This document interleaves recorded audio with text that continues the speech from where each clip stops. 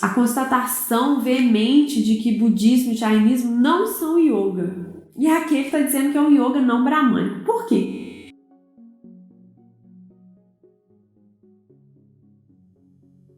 O que é yoga?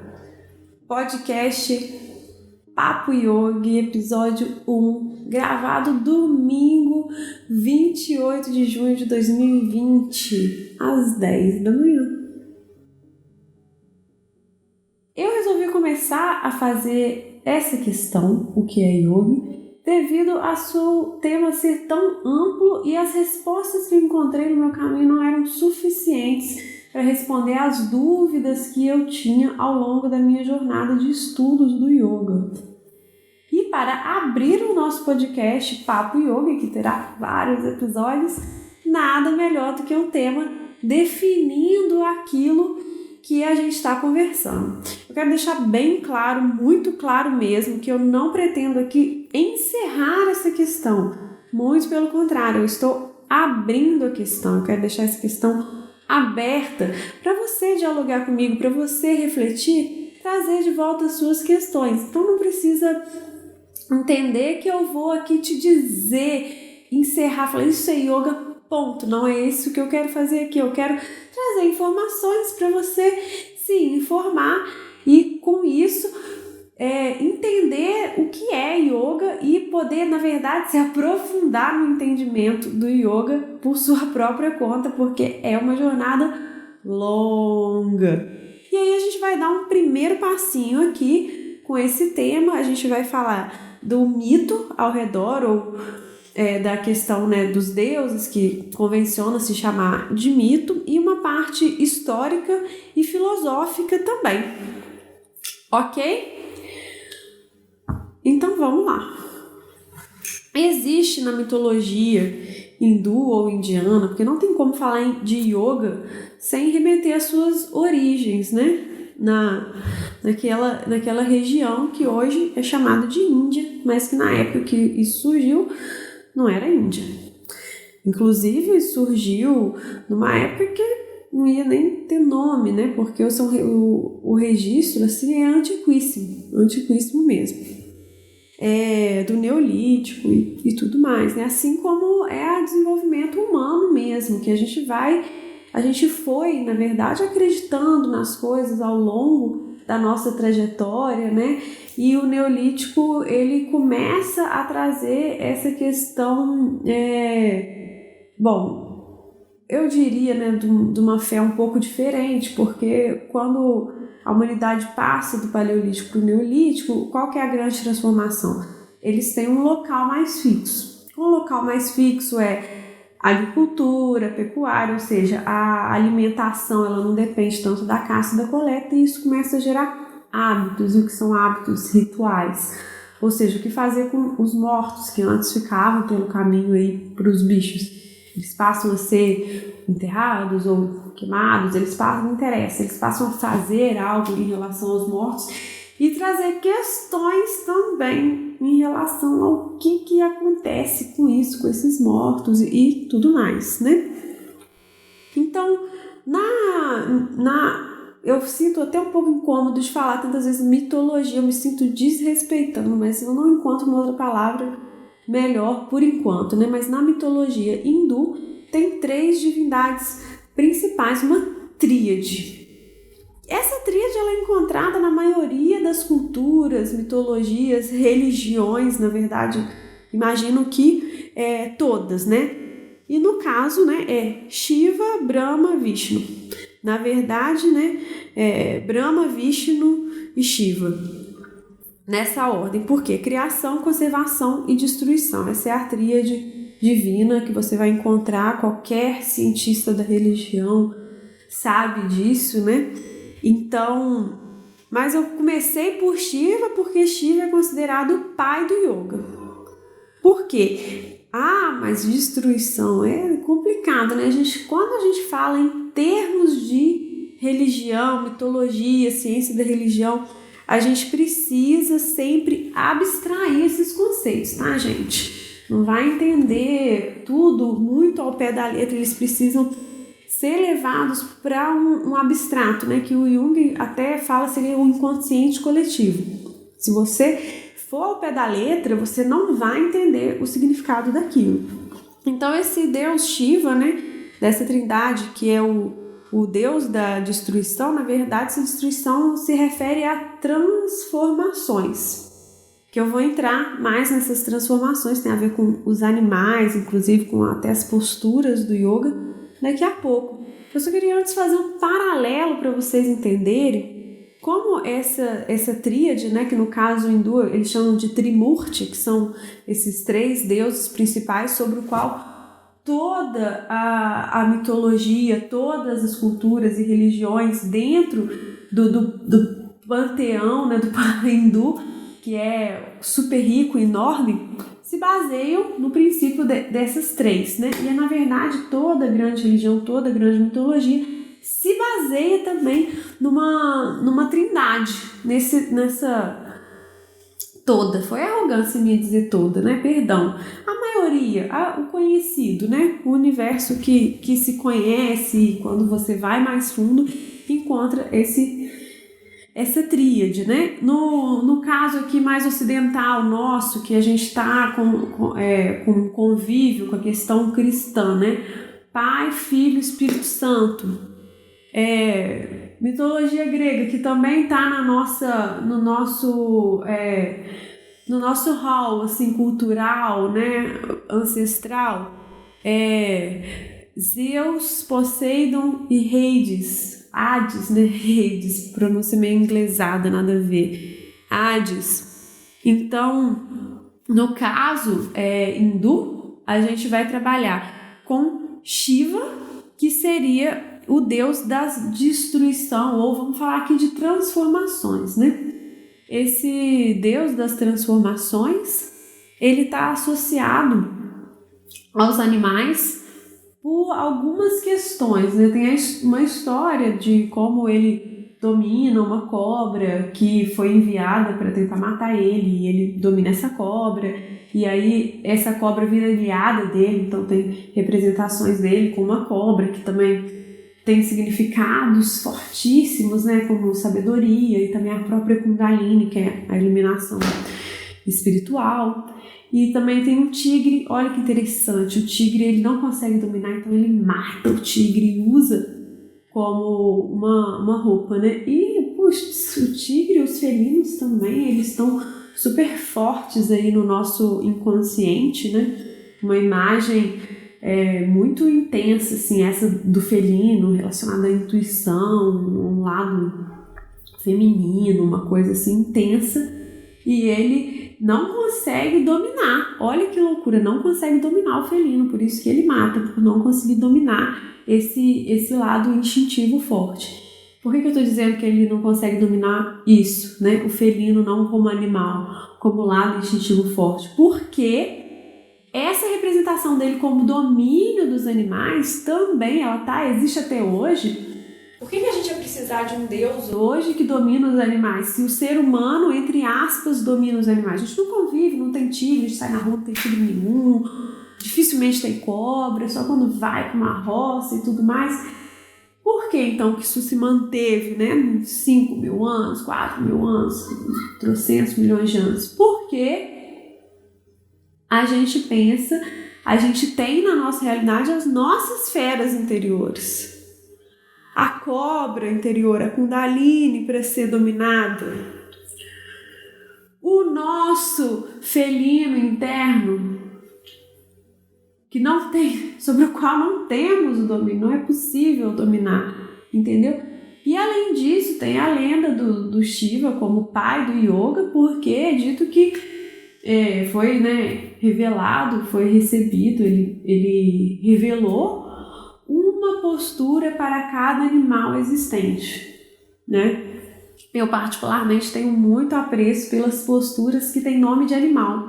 Eu fico com a impressão de que elas são mais valiosas de alguma forma, ou mais antigas de alguma forma, do que uma postura com um nome que, sei lá, por exemplo, tem um livro aí 2.000 e tantos asanas, que aí você vai traduzir do sânscrito, o nome é a cabeça, no joelho, com a mão para cima e tal, e tal, e tal. Então, o que eu entendo? A pessoa foi fazendo as variações, os nomes mais tradicionais não estavam disponíveis, então ela pegou as partes do corpo e traduziu para o sânscrito e ficou tudo certo, né? Então, tudo certo, sem julgamento nenhum, mas aí a gente fica com aquela sensação de que aquela postura, né, cachorro, cobra, elas têm uma coisa mais tradicional, né? Inclusive as palavras ali, cobra, né, bujangasa, né, postura da cobra, e a cobra tá aqui, né, tá nessas escrituras que eu vou mostrar daqui a pouco para vocês, ela tá aqui como algo a ser despertado, né? Antes de falar em Kundalini ou associada a Kundalini, tá Bujanga, a cobra. Então, assim, a gente fica assim, putz, Bhujangasana deve ser uma postura muito mais roots do que Eka, Pada, umas coisas assim, né, mais não voltadas ao universo dos animais, se Shiva, o pai do yoga, é o grande dominador dos animais, das esferas internas, né, transformando tudo isso a nosso favor, digamos assim, né, transformações físicas, transformações emocionais, transformações mentais. Ele é tipo um furacão. E aí, bom, nessa trindade, né, Shiva como pai do yoga, ele entra como pai do Hatha Yoga, que é a linha de yoga que vai trabalhar o corpo, que vai trabalhar as posturas, chamados asanas. Postura da árvore, postura do guerreiro, postura não sei o que. Guerreiro também, para mim, é raiz, mesmo que não seja um animal, porque na Bhagavad Gita tem essa questão do Arjuna, que é um guerreiro, né? Então é outro. Eu vou te falar da Bhagavad Gita daqui a pouco, não se preocupe, não desista, só porque eu já comecei falando um monte de livros, eu vou explicar tudinho, mas já tem a figura forte do guerreiro, que é Arjuna, que recebe a iluminação direto de Krishna. Isso que eu queria entrar, Krishna. Shiva, falei de Shiva, né? Brahma, Vishnu, Shiva, trindade. Onde que entra Krishna na história? Vamos lá, Brahma, criação. Vishnu, conservação. Shiva, destruição ou transformação. Se você é uma pessoa que tem dificuldade de lidar com a morte, fica aí, transformação. Então vamos lá.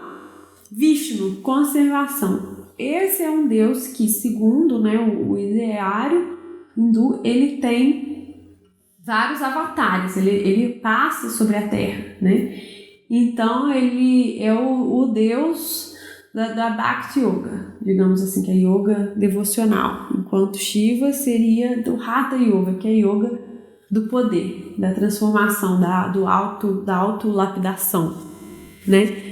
E esse deus da conservação, Vishnu, ele tem os avatares e um avatar famoso, Krishna. Existe a Sociedade para a Consciência de Krishna, famoso Hare Krishna, que é do Prabhupada. Eu vou falar mais sobre isso em brevíssimo, que é uma linha de yoga que não tem postura, não tem asana, entendeu? Entende um pouquinho agora como que tá para um lado, para o outro lado, né? Uma coisa indo numa direção, outra coisa indo em outra direção. Tem um livro aqui muito bacana, Yoga, Imortalidade e Liberdade, do Eliade. O Eliade é um historiador da religião, né?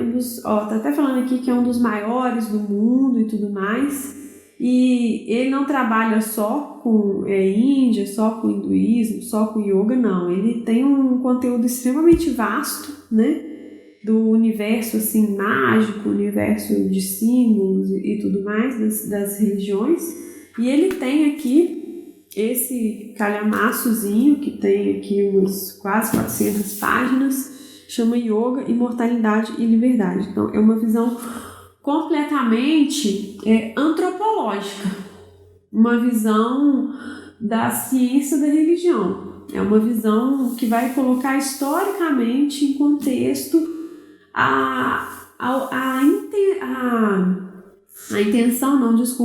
o efeito que tem no homem essas ideias, entendeu? É uma construção com base nas ideias. Esse livro, ele dá uma bugada, tá, na cabeça da gente, porque é muita coisa, assim, o universo hindu tem milhares de deuses, isso aqui é uma coisa, assim, um mergulho realmente profundo, né? E ele fala coisas assim muito surpreendentes que eu não soube quando eu fiz as minhas primeiras formações em yoga. Vim saber aqui e eu achei isso fantástico porque combina bastante com a minha personalidade assim inquisidora, digamos assim, sabe? Não, quando eu digo que ele é uma pessoa assim mais formal, científica, eu não estou dizendo que ele desmerece nada, muito pelo contrário, ele só tem uma abordagem objetiva, olhando meio que de fora aquilo dali, entendeu? Ele não critica, nem diz que não é verdade, nem nada, né?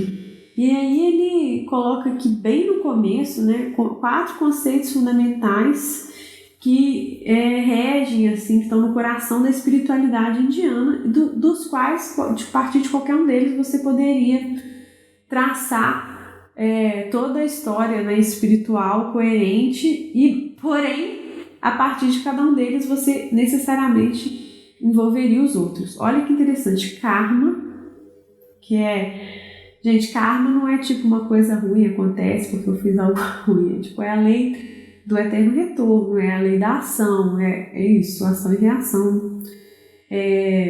Aqui ele até tem, né,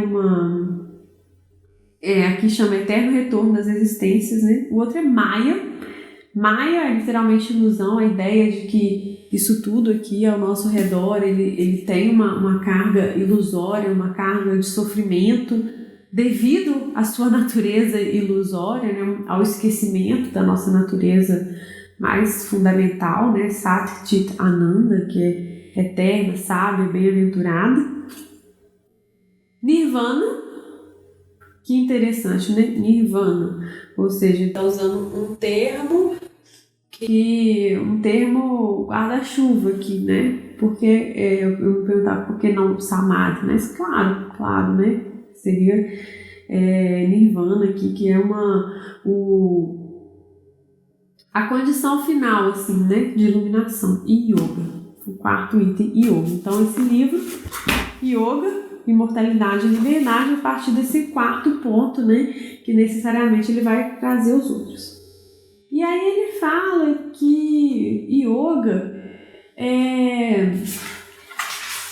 tem uma espécie de problema, digamos assim, mas que não é problema, que é a questão que, pelo seu significado da palavra yoga, que vem de uma raiz de yuj, no sânscrito, Y-U-J, ela significa unir.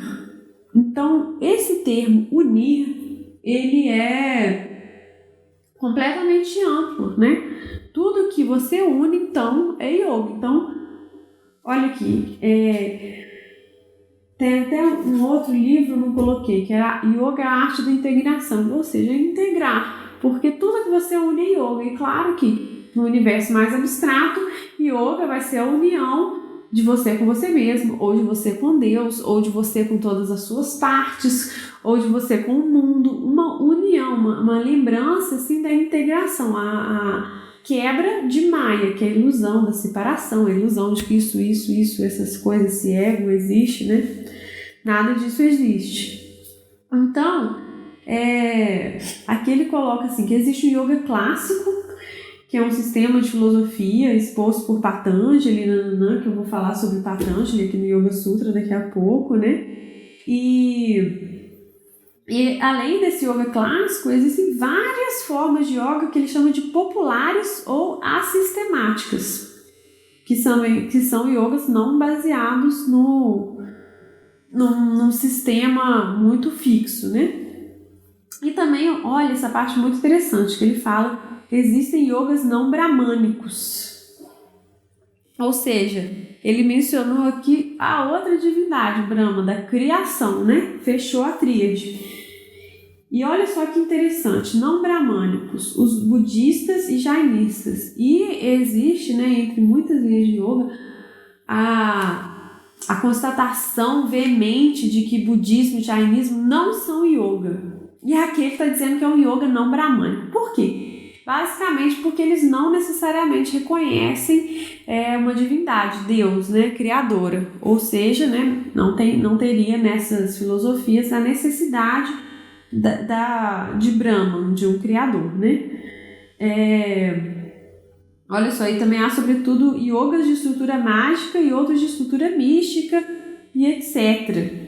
E ele encerra esse parágrafo falando aquilo que eu falei, que no fundo isso acontece devido à própria palavra yoga, que é união.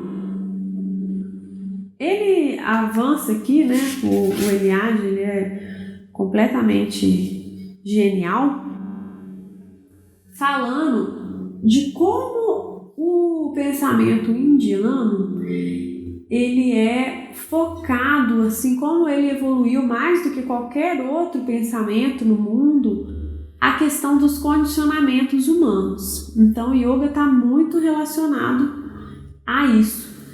E ao contrário do que foi feito em outros lugares do mundo, em que o estudo dos condicionamentos da mente humana foi feito para definir o ser humano, definir o que é o homem, o yoga tem o hinduísmo, o yoga, o pensamento indiano tem uma abordagem diferente. Eles estudaram os condicionamentos humanos não para definir o homem pelos condicionamentos, mas para descobrir se tem algo além dos condicionamentos. Se caso a gente tirar os condicionamentos das pessoas, se sobra alguma coisa. E faz todo sentido isso se você pensa que todo o resto do mundo está definindo o ser humano pelos seus condicionamentos. E vem alguém e fala assim, calma, pera, mas vamos ver o que tem por baixo desses condicionamentos. E aí o yoga diz, quando você tira os condicionamentos, você é liberto, você é livre, você encontra a sua essência. E é isso que está no começo aqui desse outro livro, que é o Yoga Sutras, o famoso Sutra 1.2. Yoga Chitta Vritti Nirodha. Inclusive, eu estou produzindo, já tem alguns conteúdos sobre os Yoga Sutras, pretendo fazer dos Yoga Sutras completo. Vocês podem buscar isso aí, tem no canal, tem no Instagram, né? E, bom, ele fala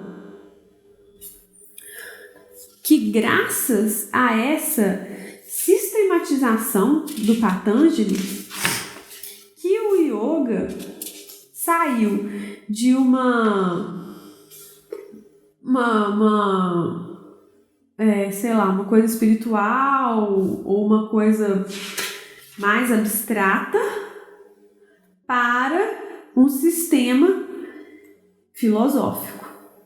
Graças a isso aqui, ó, Yoga Sutras de Patanjali. Nos Yoga Sutras de Patanjali, ele define yoga como o sutra que eu falei, 1.2. Yoga Chitta Vritti Nirodha. Eu peguei essa tradução aqui, gente, esse livrinho laranjinha aqui, mas não é a única não, viu? Eu tenho várias traduções e eu gosto de comparar elas, entendeu? Porque o que vale é os comentários. O sutra, ele cada um é uma frasezinha e vem, taca parágrafo, página de comentário. Porque nem se sabe com certeza quem foi Patanjali, não tem uma coisa assim certa. Talvez seja mais provável de alguém que sintetizou um discurso ali dos mestres que foi amplamente debatido e ele escreveu. E aqui tem os sutras clássicos com mais de 2.000 anos de existência. fala, tem uma contradição, tem uma dúvida científica da idade desse texto do Yoga Sutras, porém, não tem problema, porque os textos indianos, eles remetem normalmente a ideias anteriores a eles mesmos. Então tem isso de apagar o ego. A pessoa não quer ser um grande autor original, Patanjali, que escreveu. Ele quer realmente sintetizar e registrar algo aqui. Então vamos lá. Sutra 1.2 Yoga Chitta Vritti Nirodha. Yoga é o recolhimento, Nirodha é o recolhimento das atividades vrittis da mente, Chitta. Essas atividades da mente que o yoga recolhe os condicionamentos. Então tem a ideia de recolhimento remete porque tem a ideia de onda, atividades como ondas que expandem. Então você suaviza como se você estivesse recolhendo, né? Tem a metáfora da mente como um lago, né? Então quando você atinge esse estado, né, yogi, esse estado contemplativo, esse estado que você encerra essas agitações na mente, ou seja, como eles pesquisaram, né, tira esses condicionamentos, o que sobra? O vidente, a pessoa se torna um vidente, vidente no sentido de aquele que vê, ele consegue ver claramente, e aí se manifesta a sua natureza.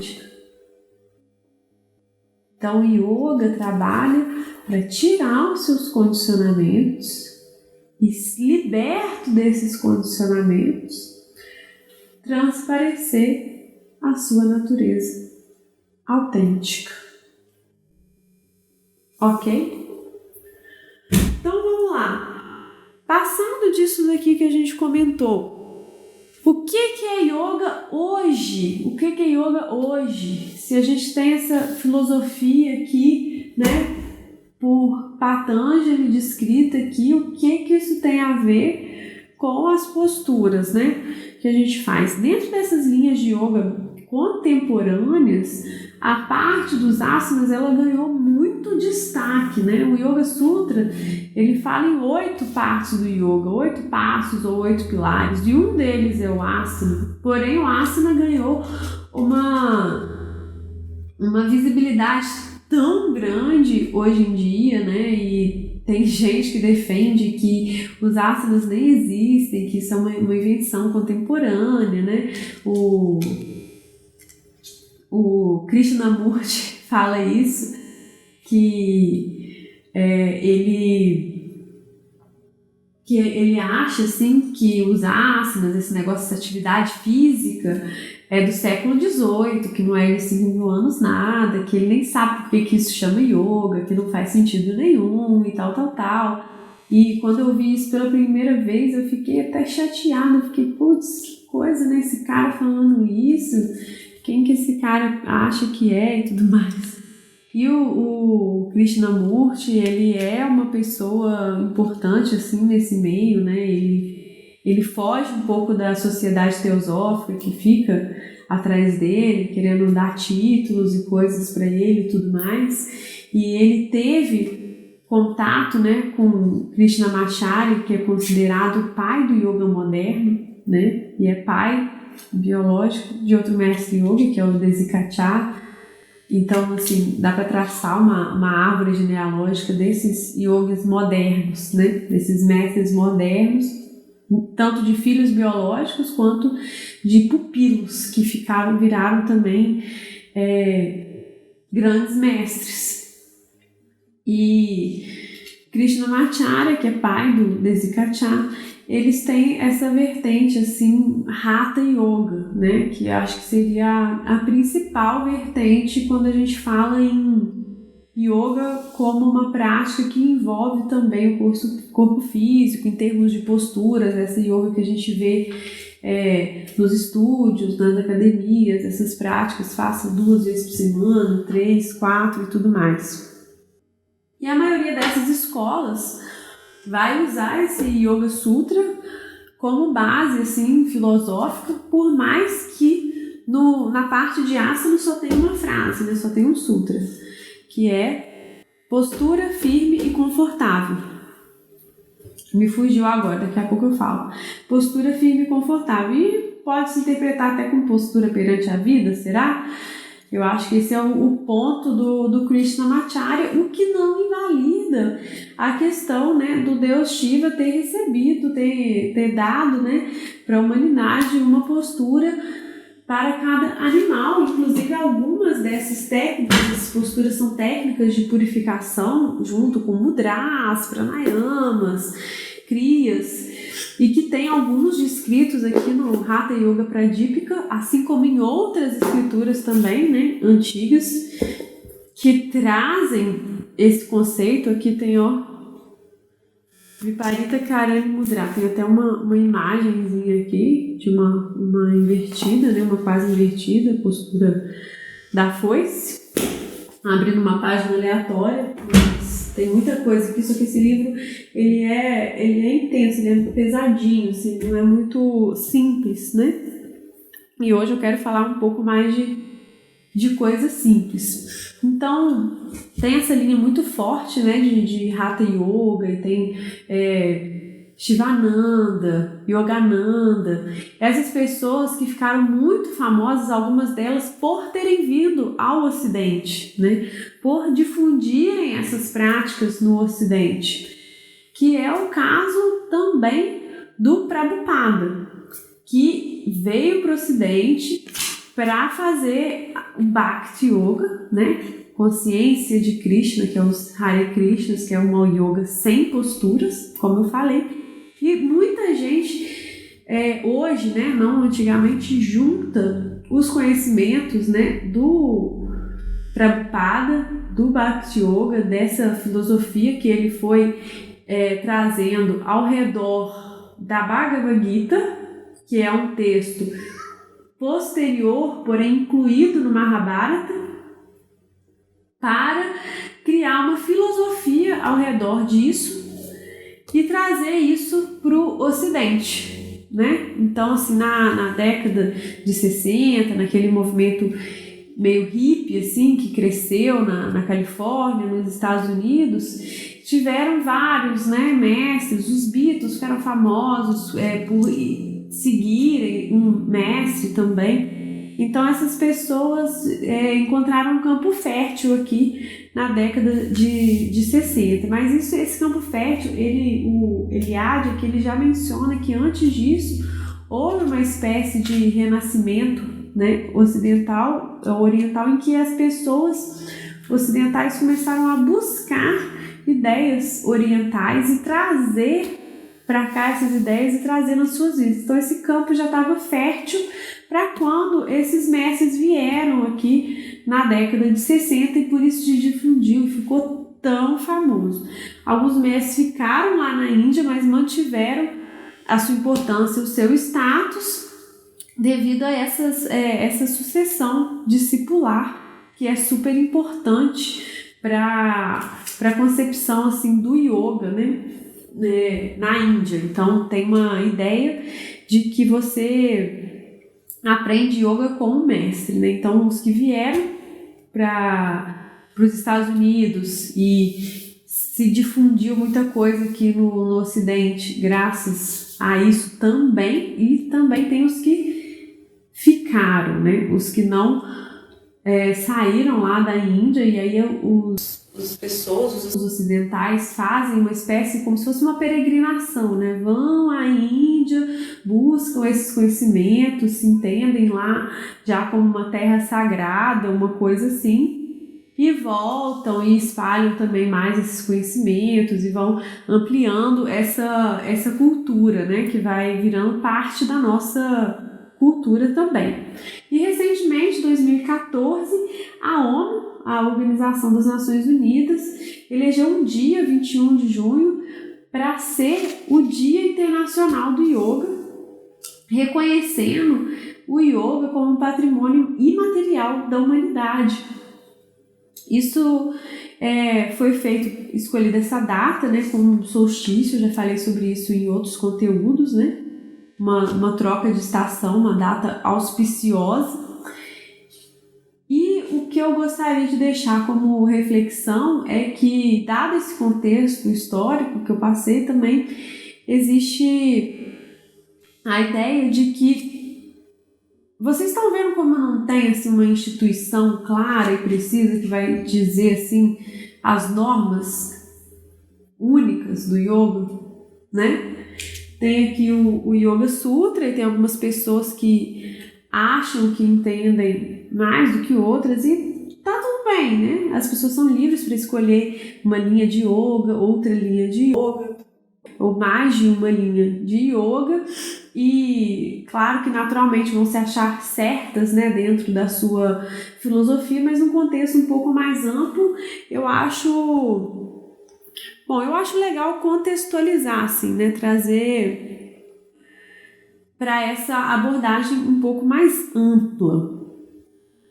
Bom, eu queria saber o que vocês acharam, se vocês têm algumas dúvidas. Eu vou responder as primeiras dúvidas que já estão aqui. Pera aí. Vamos lá. O que influencia na realização de alguns asanas além da respiração? Tudo. Absolutamente tudo.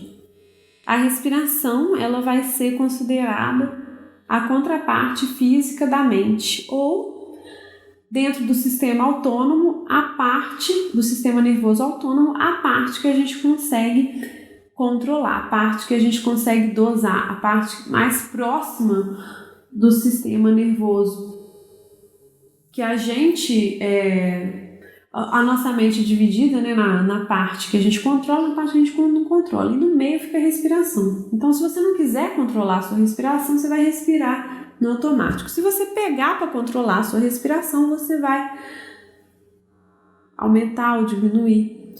Mas, por exemplo, meu batimento cardíaco eu não consigo controlar se ele vai aumentar ou não. Se eu correr, ele aumenta. Eu não consigo, correndo, diminuir o meu batimento cardíaco. Porém, com esse meio termo, que é a respiração dessa pergunta aí, você consegue penetrar nesse campo das partes que são incontroláveis, como o batimento cardíaco. Então, o que vai afetar na postura, na prática? O seu estado emocional vai afetar. O quanto que você se entregou para aquele momento, se você está com a mente ali ou se você não está.